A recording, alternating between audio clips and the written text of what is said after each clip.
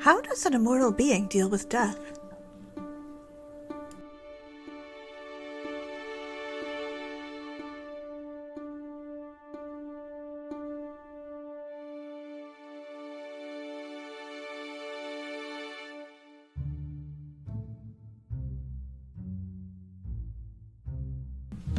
Welcome to the Immortal Gifts Podcast, where Dave Robison, Veronica Giguerre, and J Daniel Sawyer read my novel, Immortal Gifts, to you. I'm Catherine Filliard, and I wrote this. This episode of the Immortal Gifts Podcast is sponsored by me. If you like the podcast, tell your friends. If you've run out of friends to tell, buy the book. It's available in ebook, paperback, hardcover, large print, and audio. I also have a Patreon and a Ko-fi, if that's your thing. Impatient? The audiobook is available at my shop and my Patreon and will be headed to all the places audiobooks are sold. And with that, on to the show. Room 306. Abraham, Eatontown, New Jersey, December 13th, 2021 through December 14th, 2021. The Eatontown police handcuffed Thomas's thug, blood dripping red and delicious smelling over the metal cuffs and onto the beige carpet. Judging by their impressions, the cat-induced wounds alarmed the police, but they didn't press the topic. "Who's a good kitty? You are, yes you are," Morgan cooed and scooped up Inanna. Inanna purred and pressed her head into Morgan's chin with a blissful expression, apparently loving being praised for violence. I absolutely agreed, but thought Morgan was a dog person. Then again, Inanna had defended her doggy friend, so... The officers turned the thug towards the bedroom door. "Let's go," one policeman said. There was a knock, and Ludwig called. "Hello? Come in. We're upstairs," I shouted down, doing my best to keep my accent American. I could hear the door opening and footsteps heading up the stairs. "He's a vampire," the thug said, wild-eyed, spittle shooting out of his mouth. "They're witches, and he's a vampire. The dog is a vampire, and there's something wrong with the cats. Maybe they're vampires, too. Maybe they're witches. I'm a patriot. I stormed the Capitol to protect democracy. You can't arrest me. It's a revolution.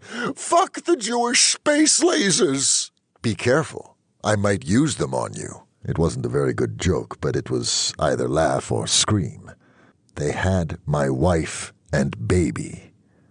"Psych is going to have a field day with this one officer said. The other one snickered. "Yes, you found us out. I hereby, using my powers as a Jew, demand you come quietly before I shoot you with a space laser." He rolled his eyes and gestured impatiently. "I see he's trying for an insanity plea." Ludwig smirked at the thug. "I hope you can afford adequate representation. Don't look at my firm." He and Solomon had bundled up in heavy coats, but it was still dark, fortunately. Solomon was avoiding eye contact, but I was still glad to see him. "When the master comes, you'll be sorry. We're going to save this country from the Jews and the witches," he sneered. "Heil Hitler!" Behind him, Solomon glared at the man, jaw tightening. For a moment, I feared for the thug's safety. Well, not feared for the thug so much as worried that Solomon might do something unwise in front of the police. One officer, the one not shoving the thug out the door, turned around and asked Bridget and Morgan, "Do you have anywhere else to stay, or do you need us to find you a place?" Bridget looked at me, then at Ludwig. "We'll find a place." She reached out and took Morgan's hand and bit her lip. Morgan visibly squeezed Bridget's hand. She glared at the thug. And then police and thug were gone, and we were alone. There was an awkward silence. Ludwig opened his mouth to say something, glanced at Bridget and Morgan, and closed it again. "I think they know everything. They know about me, at least." Ludwig nodded. I caught Solomon's eye. "Thank you for coming." He made an irritated face at me. "I'm still angry, but I won't let Nazis hurt another mother and child if I can help it." Of course he wouldn't. I understand that what I did was wrong and hope you can find it in your heart to tell me how I may make amends to you." Solomon closed his eyes and pressed his lips together, but he nodded. "We should continue this discussion at my place," Ludwig said. We needed to hurry. It was almost sunrise. Abraham, Manhattan, New York, December 14th, 2021. I hadn't been to Ludwig's current penthouse before. He'd purchased and renovated it in the past year, but it was, as the modern Americans say, extra. Bright patterned wallpaper in black and red and white, 2 red Victorian sofas that looked suspiciously like the one he'd had in 1840. Would he really buy the sofa back, along with a twin? Mirrors, a wall of wine fridges, thick Persian carpets. In the center of the room was an inlaid wood coffee table. He also had an enormous crystal chandelier that would be at home in Berlin's Hamburger Bahnhof. I stared at the chandelier, momentarily mesmerized. He also had floor-to-ceiling windows with magnificent views, only slightly hindered by the transparent gray UV blocking shades. Genius. I might need those for my home, particularly upstairs. I never wanted to go out in the daylight so badly. My wife and baby were out there somewhere.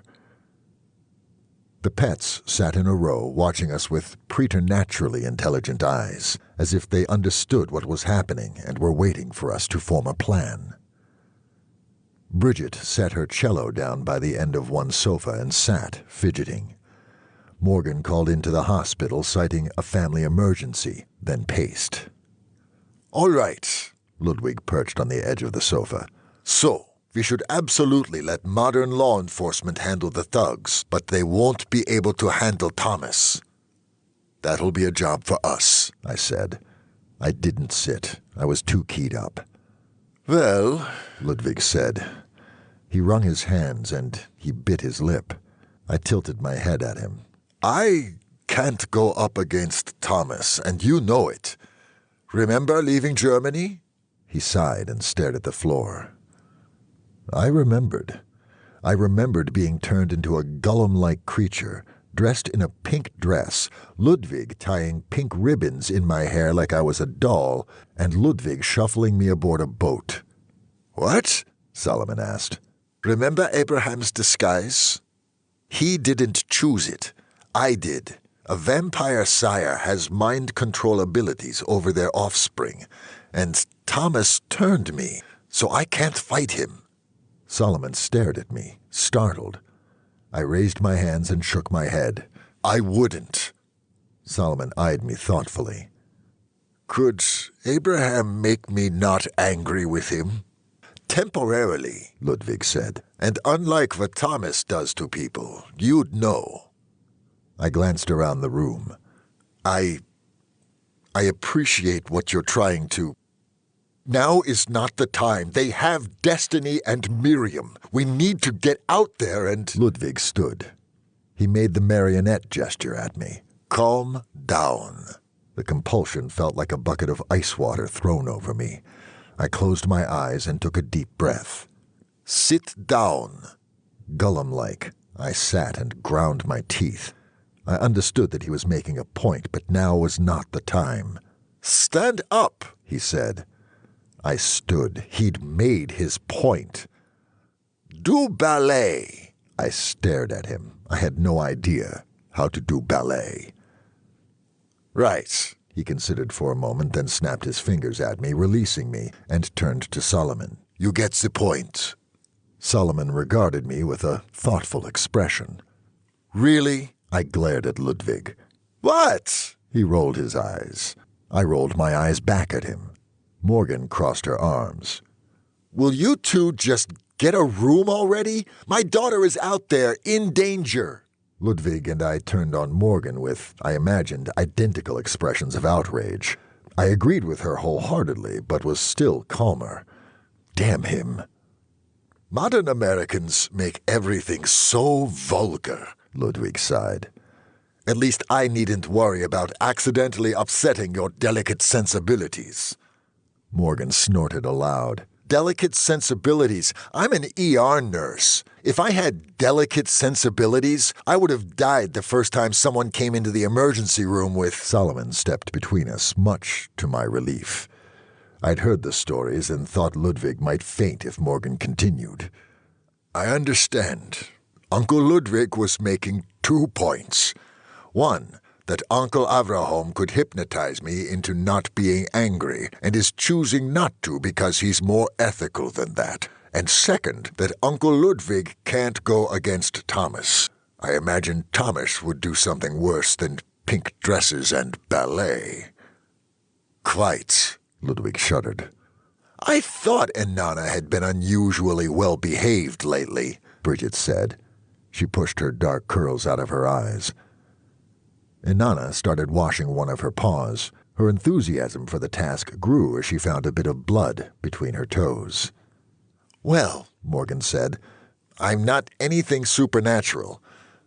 Okay, I've been called a witch and things that rhyme with witch, and worse, but I can go out in direct sunlight and set things on fire.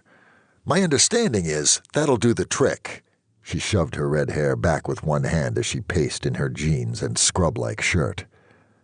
"It will indeed," I confirmed. I had a vivid sense memory of the stench of smoke, of overwhelming heat, of screams. I closed my eyes and took a deep breath. We needed to find Destiny and Miriam. My brain kept substituting them for Flora and the children. "What I can do," Ludwig said, "is tell you where he is." Really? This wasn't something I could do. He closed his eyes for a moment. "Thomas is in an abandoned warehouse." He pointed. "That way, approximately 23 miles away. Miriam is not with him. She's perhaps 3 miles away from him in a hotel." "You know where Destiny is?" Bridget asked, her eyes full of hope. "Unfortunately, no," Ludwig said. "I have no ability to find ordinary mortal humans." So Miriam wasn't an ordinary mortal human. "When we have more time," I said, "you might need to unpack that." Ludwig looked like he was going to answer, but Morgan interrupted. "Can we just give the address to the police?" "Alas," Ludwig said, "I cannot give you the address nor the hotel name. Just that it is a hotel approximately 23 miles away," he pointed, "that way." "If you can find Thomas," Solomon asked, "can Thomas find you?" "He does not have that ability. And even if he did, I can hide," Ludwig said, looking coy. Interesting. I wondered if I could hide. Although, considering that I'd never known it was a possibility. "How did he find Abraham?" Solomon asked. And I wondered how Solomon got to be such a smart boy. All that studying, I supposed. "You'd have to ask him," Ludwig shuddered. So Thomas couldn't track other vampires, not even his offspring, or at least not Ludwig. Interesting. I wondered where I'd gone wrong, what mistake I'd made to draw attention to myself. I supposed Ludwig had explained how he always found me. "Count me in," Bridget said, but she sounded anxious. She fidgeted a little in her long skirt and blouse. Unlike her athletic wife, Bridget was thin, and all her muscle development seemed related to playing the cello, all forearms and triceps and deltoids. Solomon said, "You can count me in too." "I'm so very sorry," I said. I meant it too, and my voice sounded sad. Solomon actually looked me in the eye. "I know. I understand that now isn't the time, but please think about how I might make my amends to you when this is over." I hoped I wasn't being too pushy. Solomon shook his head, and an idea appeared to strike him. "You raised us to be observant, and yet you never went to shul with us. I always wanted you to come with us when we were little. You even missed my bar mitzvah. I understand about not being able to walk to morning services, but I picked Kabbalat Shabbat hoping you would come because it was Friday night, instead of Saturday morning." He still sounded hurt, despite its happening 75 years ago. I winced. He really had known all along. I had done the masquerade with him for nothing and missed so much.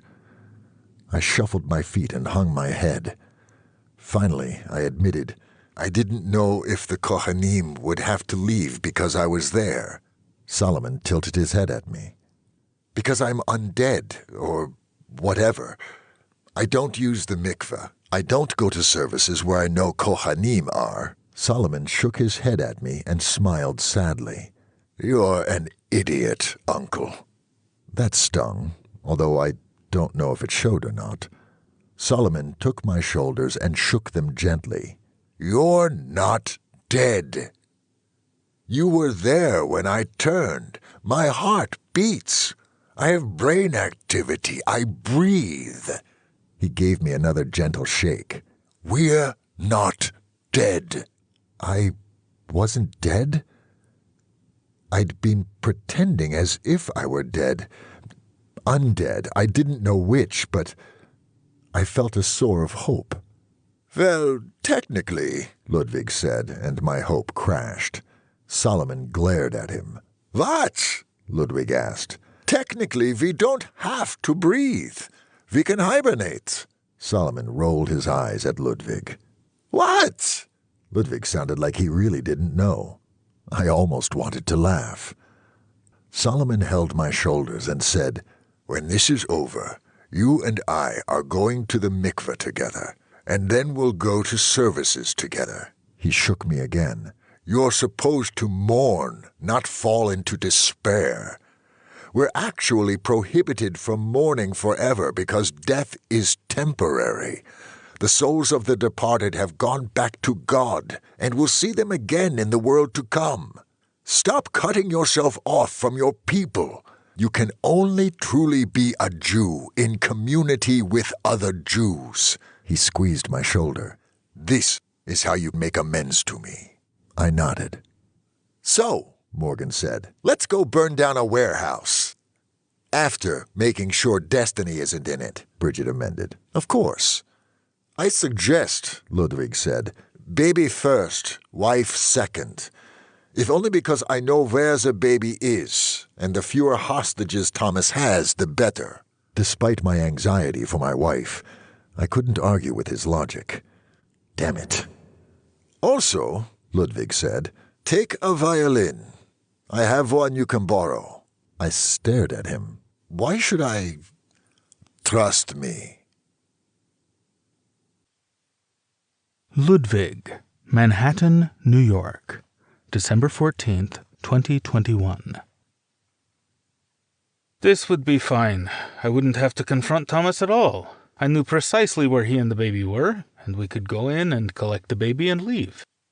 If I closed my eyes, I could see almost a light overlay covering the city, with the vampires on it as glowing spots of color. It was barely visible, but still there if I concentrated with my eyes open. Marginalia on the illuminated manuscript of life.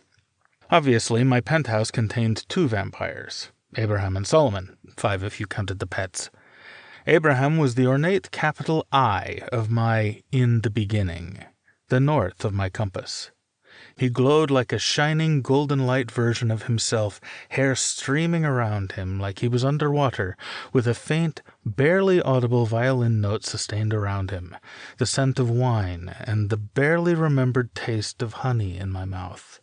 Solomon was more a sense of a young vampire in an old man's body. I saw a shining, translucent golden image of child Solomon from the 1940s superimposed over the adult form. I couldn't detect a sound until I honed in on the image, and then I had the faintest impression of a coffee pot brewing and the scent of books. The pets were adorable, but less complex. Ivan had a child's classroom slate that read, "I understand speech," which, when he realized I could read it, switched to, "I'm thirsty." Inanna was a golden mother bear. When I focused on her, Abraham and the other pets became bear cubs. And Freddy was a puppy with a chew toy. I asked Abraham to feed the pets. He headed toward the kitchen, and they trotted after him on little silver psychic leashes. Thomas was still approximately 25 miles away, across the East River, which was a black, inky light sink. Still, he glowed a malevolent, dim red in the distance, like some kind of baleful furnace, an angry imp in the margins making a rude gesture at the reader. He wasn't moving, or at least was moving little enough that it wasn't visible at scale. I couldn't hear him from this distance, and also didn't wish to look too closely. I knew he wouldn't know, but part of me was afraid that I was wrong about that. Besides, if I was trying to hide myself and Abraham from him, perhaps I shouldn't seek him out. I looked enough to confirm that it was an abandoned warehouse, and left. There were other vampires in the area, pinpricks of light scattered around the city, but they were uninvolved. And then there was Miriam. I'd spotted her in the womb, a little silver baby shape of light curled up inside Destiny. Now she was a tiny silver glow 23 miles away, and if I closed my eyes and homed in, I had a faint, blurry grayscale impression of a building with a lobby and a lot of rooms and the intellectual knowledge that it was a hotel. Miriam wasn't alone, but I couldn't sense any vampires near her. She had a faint, tingling chime sound to her if I listened hard enough. Also, she wanted to go home, and her baby's distress was like a magnet pulling me towards her to help. We could do this, as long as Thomas stayed where he was. Destiny. Brooklyn, New York, December 14th, 2021. Familiarity breeds contempt, and I was feeling contempt for that sawed-off shotgun and its wielders. Perhaps that was unwise. The shotgun was loaded, and I was certain they were willing to use it. That didn't exactly make them smart or manly. The hotel was brown and beige, bland and boring, and I'd been sitting around with these two pasty, basement-dwelling, no-account losers and their B.O. all day. They wouldn't let me bathe myself or my daughter. Whoever this Thomas guy was, he had terrible taste in henchmen, or perhaps they were disposable. If I were a vampire, I'd be able to bite them. Well, I supposed I could bite them as a human, but it wouldn't have the same effect. Either way, it would be better than this. I dozed off in a chair at one point, and dreamed I was a lady in massive old-fashioned skirts. Black. Was I in mourning? I wasn't sad. I walked through dark, foggy, smelly streets, and when a man jumped out, laughing and calling, "Look what we have here, lads," in a British accent, my teeth grew out long, and I grabbed him and bit him and drank. The other men ran. I woke up both happy and sad that I wasn't a vampire. Super strength and sharp teeth would have been convenient right now, but I would regret it later. Not being with Abraham seemed stupid now. I loved him. He loved me. If he understood how important it was that he respect my autonomy on the vampire issue, I thought he would, and if he didn't, I could leave him permanently and go make my way in the big city, perhaps trying to invent that Charlene Harris blood substitute. With Solomon. I mean, hopefully not. I still wanted my normal human life with my eternally young and gorgeous musical genius husband, 2 kids, a dog and 2 cats, a job, hanging out with my moms. Maybe I could see Miriam and her brother get married and have children of their own. Yeah. When I got away from these losers, I was going back to Abraham. Abraham, Manhattan, New York, December 14th, 2021. While waiting for sunset, Solomon and I went into Ludwig's library, which was a glorious space. He had paintings from various time periods, from 1800 to the modern era, covering the walls. Multiple mahogany bookshelves were filled with antique books. I knew he collected old devotionals, but the crown jewel of his collection was a handwritten copy of the Vulgate kept in a glass case. He also owned a Gutenberg Bible, and 2 original Dewey Rhymes Bibles, one of which was a bit worn from his personal use. Several works called Lives of the Saints were shelved together on one bookcase, by Butler, by Baring Gould, a 1575 Polish version. A gigantic, imposing desk stood in the center of the room, holding piles of musical scores rather than a computer. In the corner, Ludwig had a harpsichord, which I knew he prized, but he also had a piano, a cello, a violin, and a guitar. I play the harpsichord, as well as the piano and classical guitar, but the violin is my first and dearest love. Thick, plush Persian carpets hushed our steps as we walked together into the room. Solomon laid the tefillin bag on the desk. I noted that Solomon still had the set I gave him all those years ago. My tefillin were back at home, of course.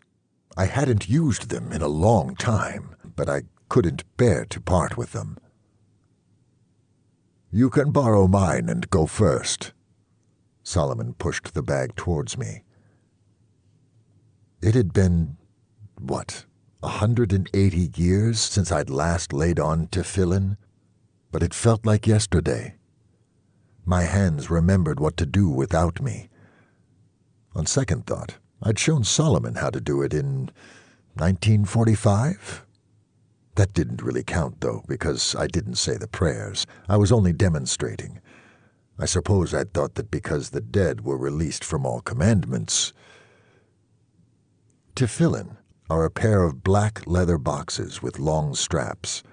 Inside the boxes are scrolls with the texts referring to tefillin, which are about the duty to always remember the redemption from Egyptian bondage, the obligation of every Jew to educate his children about this, and God's commandments, the assurance that God will reward our observance of the commandments, and the Shema.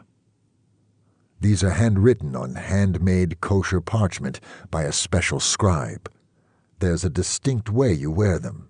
You wrap one around your biceps, pointed at your heart, and wind the leather straps 7 times down to your long finger, and wrap the other around your head like a crown, with the box in the center of your forehead.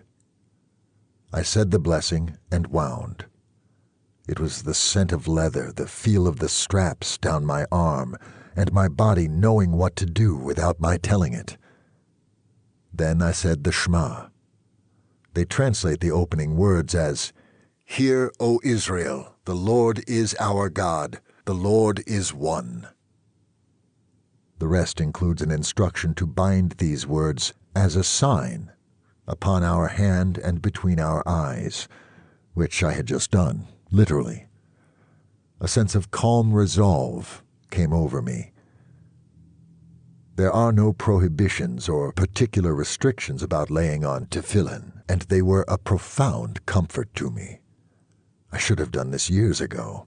I used to do it every day.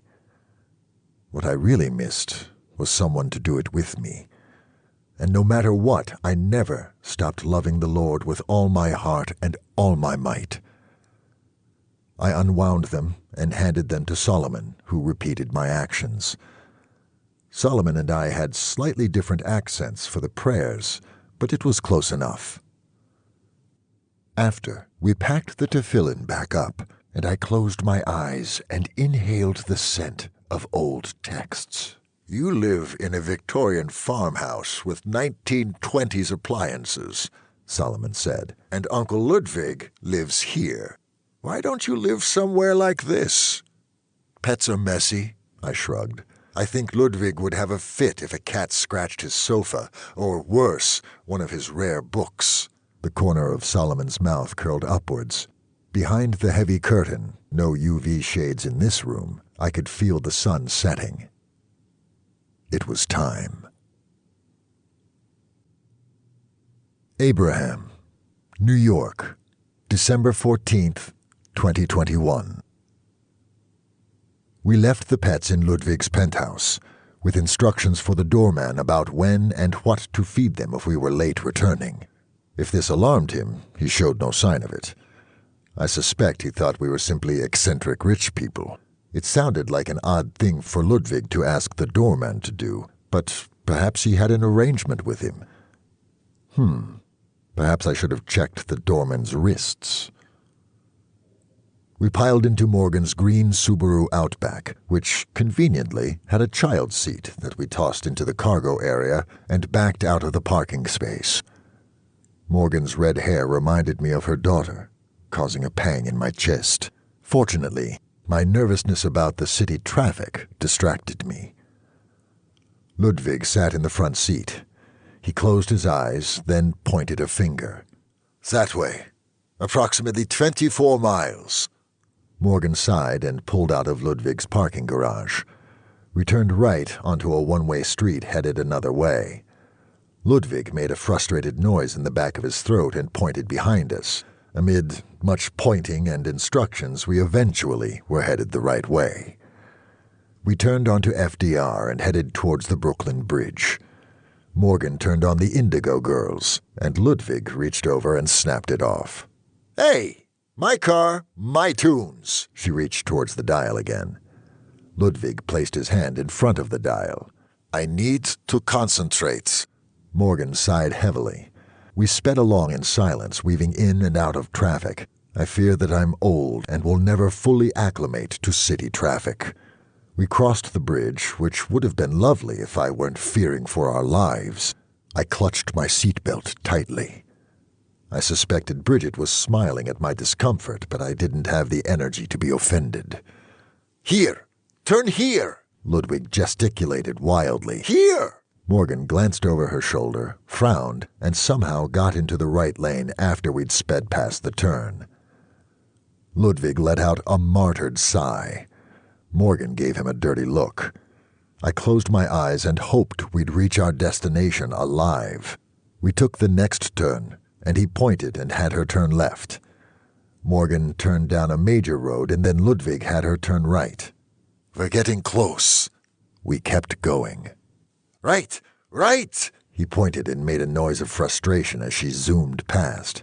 "That's a one-way street," Morgan said. "One way, the wrong way." Ludwig sighed. "I apologize. I have tracked vampires very little via automobile." Morgan made a face. "You're no GPS, but I suppose GPS doesn't know where my granddaughter is." We continued into a modest neighborhood, turning to end up on that one-way street. Eventually, we pulled up outside a dingy hotel, plain and square. Morgan parked on the street and fed the meter. We walked into the lobby. It wasn't sleazy, but it wasn't particularly nice either.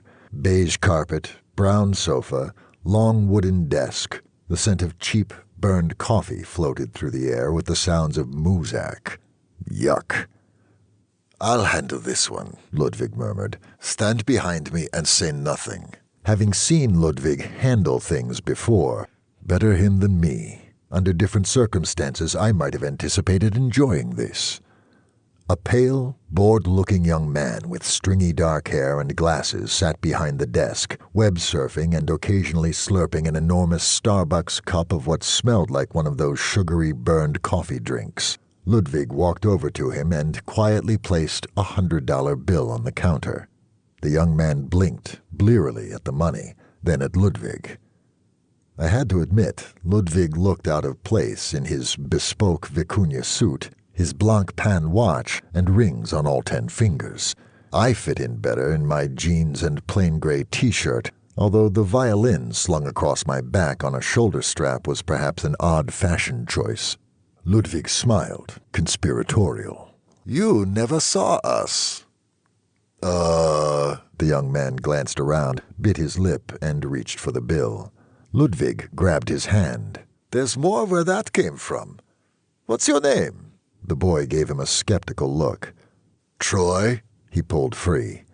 "Well, Troy," he said, leaning closer, "I'm the attorney in a particularly nasty divorce case, and this man," he pointed at me, "is the rightful custodial parent of a baby that an anonymous person says might be in this very hotel." He cocked his head for a moment and pointed upwards. "3rd floor. That side." Troy appeared alarmed for a moment, but took another large slurp from his Starbucks cup and said nothing. I edged closer next to Ludwig and tried to look like a worried parent, which was hardly a stretch. Ludwig smiled. "How much for a room key?" Troy opened his mouth, then closed it and bit his lip.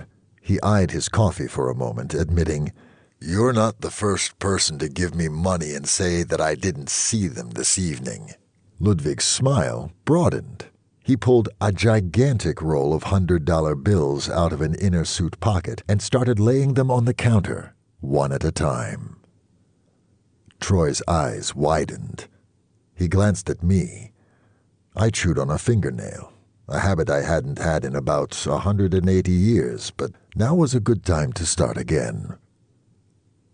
Ludwig kept putting down $100 bills. "Say when?" Troy blinked as if coming out of a trance, starting. He produced a shiny white keycard, pushed it into the card programmer, and removed it again and handed it to Ludwig. "Room 306. I admire an enterprising young man," Ludwig said, putting the roll of bills back in his inner jacket pocket. "Lovely doing business with you." Troy rolled up the money and tucked it into his sock under his jeans. He watched us walk to the elevators, looking like he expected us to come back and take it away again. We all boarded the elevator. Once the doors closed, Solomon laughed. "Never change, Uncle Ludwig." I hugged Ludwig. "Thank you." "Do stop," he said. "We haven't retrieved your baby yet. There will be time to celebrate in the car on the way home." Morgan cracked her knuckles. The elevator dinged and opened on the 3rd floor. Room 306 was directly across the hall from the elevator. Ludwig placed a pale hand on the door. He closed his eyes, and a lock of golden hair fell over his face. He nodded when he glanced back at us. I was more nervous than I'd been for my bar mitzvah. I gestured, and we all three huddled around the corner. I leaned against the dirty cream wall. "We're going to walk right in?" I asked.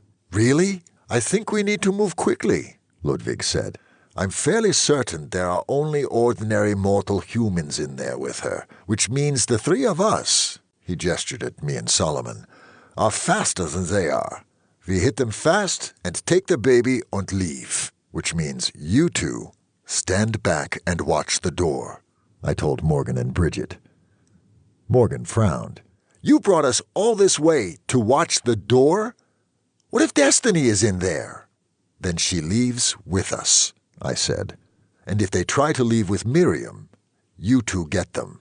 Morgan considered this and nodded. "If you're having trouble, I'm coming in to help. Hopefully it won't come to that," I said. I turned to Bridget.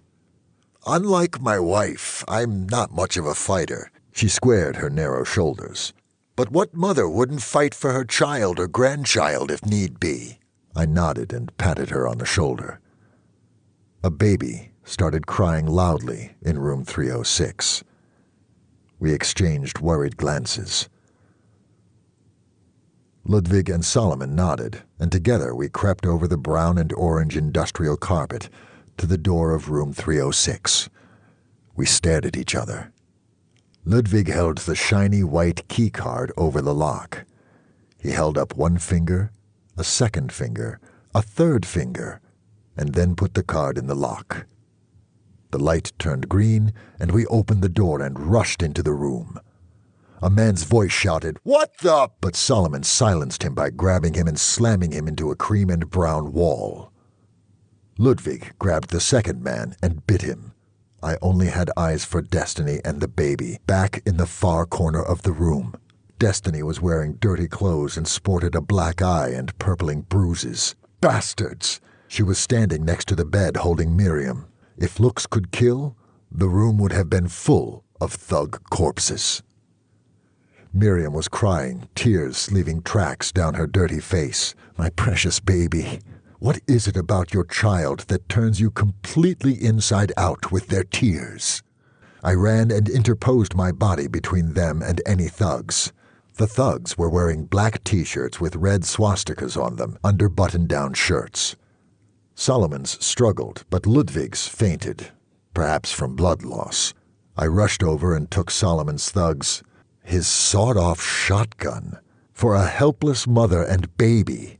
I grabbed the weapon away from him and backhanded him hard. He sailed into the air, dented the wall with his head, and fell to the floor unmoving. I kicked him while he was down, snarling. I rushed back to Destiny and Miriam. "Are you all right?" Destiny nodded. "Let's get out of here. I'm ready to go home." The thug I'd backhanded stirred, and Destiny kicked him in the head. He hit the wall with a satisfying thud and went limp. Destiny turned back to me and said, simply, "I knew what I was getting into when I married you. I chose you. I choose you again." She smiled. "Just let me stay human, okay?" I nodded. "Okay." I could almost hear a chorus of angels. I put an arm around her. "Come on." We started walking across the nubby brown carpet together. I considered picking her up in my arms and carrying her so we could move at vampiric speed. I was walking on air, and Destiny and Miriam would be almost as light as air in my arms. I stretched out an arm intending to hand Ludwig the shotgun. "Oh God," Ludwig said, turning to face the entrance of the door. From where I was standing through the open doorway, I could see the lighted number 3 over the elevator. The elevator dinged, and the elevator door opened. Ludwig, Brooklyn, New York, December 14th, 2021. I felt it before I saw it, like the feeling between your shoulder blades when someone is watching you. I turned my head toward the hotel room door. Dull, angry red like a baleful banked furnace, 2 floors below and rising. I'd allowed myself to become distracted. I'd missed it when he moved. I supposed he hadn't been that far away, and I'd been very focused on that first desk clerk, and then the room occupants. I'd have asked how he found me, but he'd expected us to come. I wanted to run, to hide, but I faced the door. The lighted number above the elevator was unnecessary. There was banked fire on the other side of the door. He was here. You've been listening to the Immortal Gifts Podcast, and I'm your host and author, Catherine Villiard. Don't forget to subscribe so you don't miss what happened next, and please rate the podcast to help other people find it. See you next time, and remember, becoming a vampire is a thing that can just happen to you, but being a monster is a choice.